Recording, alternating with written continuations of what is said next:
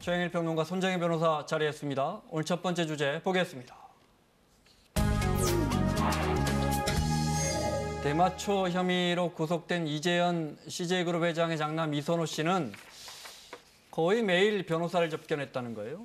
박근혜 전 대통령은 한의사가 40번 넘게 구치소에 왕진을 왔다는 거예요. 41번이나.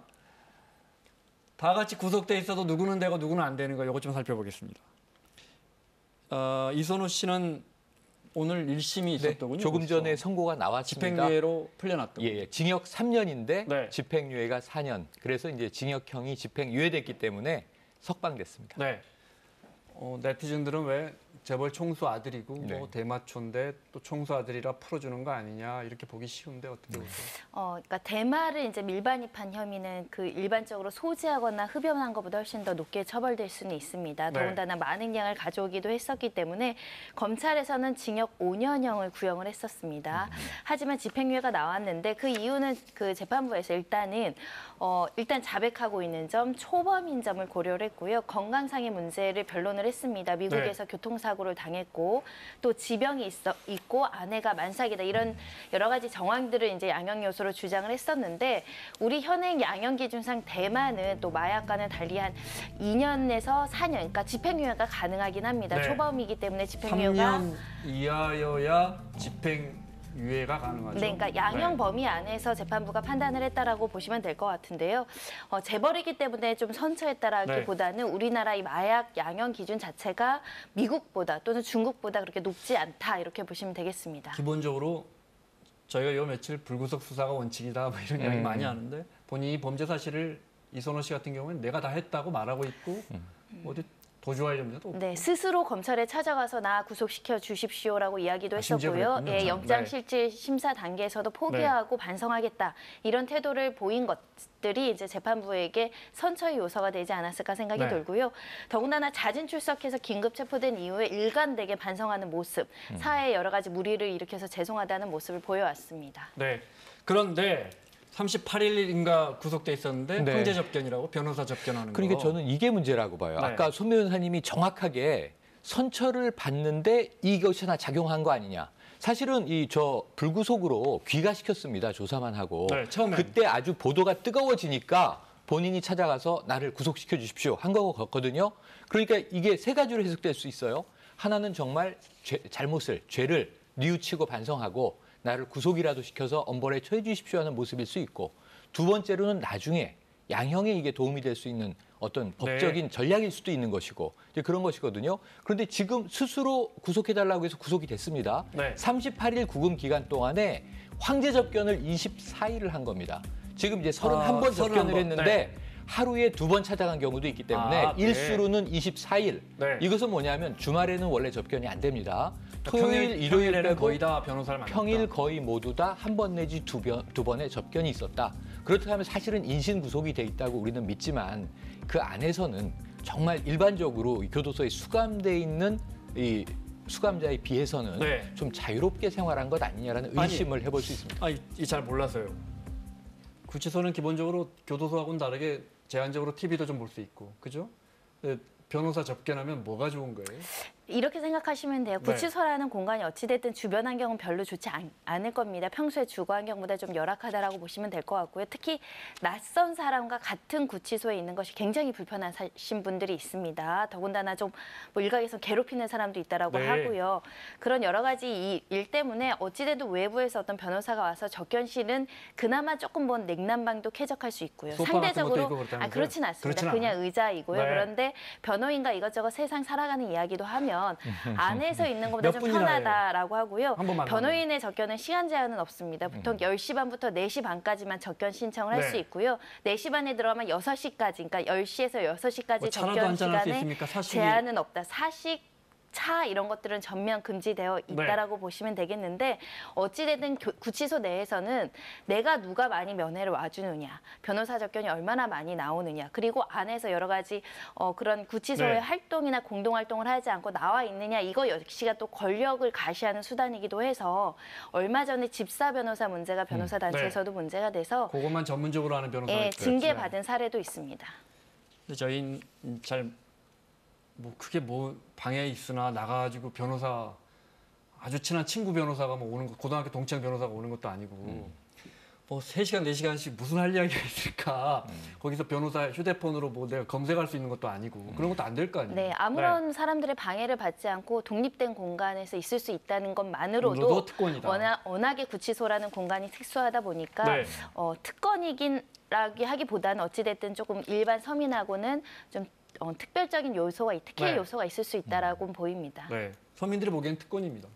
네, 서민들은 쉽지 않잖아요. 변호인 접견권은 또 법에서 보장된 방어권 보장 차원이라서 막연히 금지시킬 수는 없는데 워낙에 불평등한 문제가 발생하고 있는 상황이긴 합니다. 이 불평등의 핵심이 뭐냐면 돈이죠. 한번 생각을 해보세요. 변호인이 얼마나 우리 서민들에게는 비싼 분들이에요. 그런데 그들을 하루 종일 고용을 해서 그 일당을 만약에 비용으로 환산하면 돈 없는 분은 변호사를 한 번 만나기도 힘들죠. 구속돼 있는 기간 동안, 수감돼 있는 기간 동안. 그런데 이런 인물들은 그야말로 38일을 구금돼 있는데 24일을 변호사를 불렀어요. 이거 얼마일까요? 한번 생각을 해보시자고요. 일반인들에게 가능한 것인지. 아마도 CJ 그룹의 자문 변호사가 가지 않았을까 싶은데요. 네, 알겠습니다. 주제 바꿔서요. 역시 비슷한 내용인데 박근혜 전 대통령 이야기 좀 해볼게요. 지난달이죠. 50견 성모병원에서 수술을 받았고 수술이 잘 됐고 지금도 성모병원에 있는 거죠. 맞습니다. 있는데 이제 한 가지 좀 변화가 있어서 이게 오늘 보도가 됐는데 특실에 있습니다. 그러니까 1인실에 있는 건데 평수가 좀 차이가 있어요. 지금까지는 50평대의 이제 이 특실에 있다가 이것을 이제 30평대로 옮겼다. 그럼 왜 좀 넓은 데서 좁은 데로 옮겼을까? 우선 비용 문제가 아닐까 추정하는 건데 비용 차이가 큽니다. 그래도 비싼데 50평대 병실이 하루에 327만 원이래요. 하루에 이제 거기에 머무는데 그런데 이제 30평대로 옮겼는데 30평대도 지금 160만 원대라는 거예요. 한 절반 정도로 비용은 줄었지만 그래도 하루 이 특실 160만 원대의 이제 방에 머물고 있는데 지금 예정은 한 90일 정도 입원할 예정으로 처음에 알려져 있습니다. 한두 달 더 하겠군요. 그런데 박근혜 전 대통령이 국감에서 나온 자료입니다. 구치소에 수감돼 있을 때 한의사가 왕진을 와서 구치소 방으로 41번이나 진료를 받았다는 거예요. 잠깐 볼까요? 지난달 어깨 수술을 받기 위해서 강남 성모병원을 찾은 박근혜 전 대통령 모습을 좀 볼까요? 영상을 좀 보여주실래요? 박 전 대통령 영상을 보면서 제가 설명드리도록 하겠습니다. 구치소에 있을 때 외부 의료진이 박근혜 전 대통령을 정기적으로 치료를 했다는 거예요. 들어와서. 직접 만나봤는데요. 들어보시죠.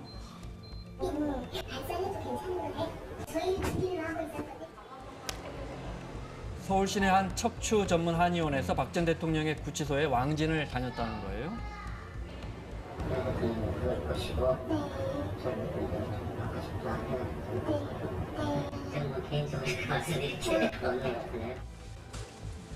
교도소, 구치소 수용자는 통상 이제 그 안에 있는 내부 의료진이 진료하는데 의사가 왕진을 밖에서 오는 경우는 매우 이례적이라는 거예요. 3명 이상 따라가야 되거든요. 우리 입장에서는 들어와서 하는 게 더 수월할 수도 있죠. 왕진이나 통원 치료가 돈 있고 권력 있는 특권층의 황제 수감 생활로 악용되고 있습니다.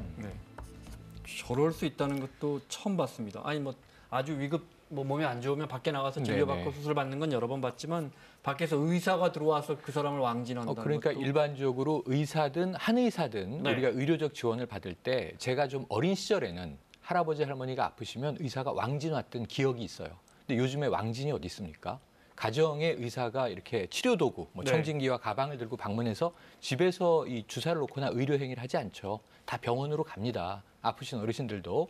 그런데 수감돼 있는 경우에는 우리의 상식은 그 법무부 교정당국 안에서 의료시설은 교도소나 구치소 안에 있는 것이죠. 그 수감자가 아프면 그쪽 의료시설을 이용하고 이번에 이제 박근혜 전 대통령처럼 이것이 내부에서 해결할 수 없는 좀 위중한 이 네. 병이라든가 질환이라든가 수술이 필요하면은 외부로 나가는데 통원을 하는 경우는 있을 수 있어요.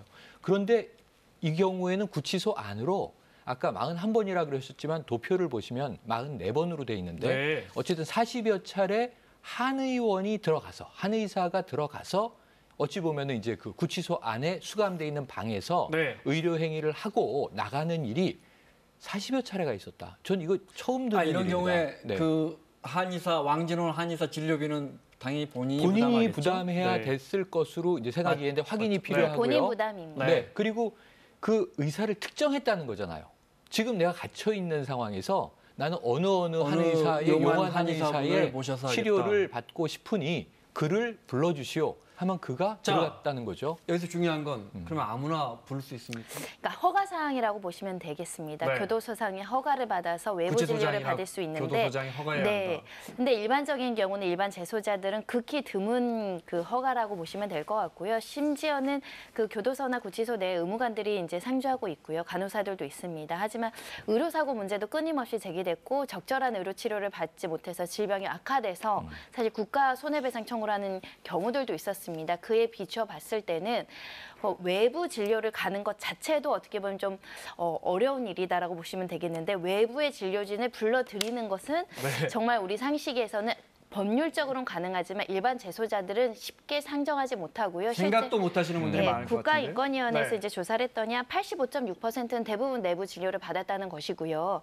그리고 외부 진료를 원했으나 거부당했다고 이야기하시는 네. 분들은 대부분 대기자가 많거나 영치금이 부족하거나 질병이 경증이거나 신청이 복잡해서 하지 못했다라고 이야기하고 있습니다. 한번 볼까요? 진료 현황을 보죠. 네, 정치인이나 고위공직자 중에 수감되어 있는 분들 중에 왕진 받으신 분들 통계를 잠깐 봤어요. 네. 그랬더니 44번이군요. 제가 41번이라고 그랬는데. 네. 그런데 아무래도 그 다음에 놀랄 일은 네. 좋아요. 박근혜 전 대통령 저것도 형평성 논란이 분명히 있을 수 있지만 전직 대통령으로서의 어떤 네. 수감 상황의 특혜라고 본다면 최순실 씨는 38번인데 김기춘 비서실장을 보십시오. 옆에 331일 구금 기간 동안 왕진 없습니다. 훨씬 나이는 예, 많죠. 최경환 전 김기춘 장관도 전 없죠. 실장. 네. 김학의 전 차관 없고 안희정 전 충남도지사 없습니다. 그러니까 우리 고위공직자들 없어요. 근데 박근혜 전 대통령 말고 최순실 씨는 일반인이죠. 네. 국정농단 비선실세인데 38번을 왕진을 받았어요. 뭘 해도 특별해요. 네, 그래서 매우 특별하다, 이례적이다 이런 생각을 아니할 수 없습니다. 네. 자, 손정혜 변호사, 최영일 평론가 함께하고 있습니다. 오늘 두 번째 주제 보겠습니다.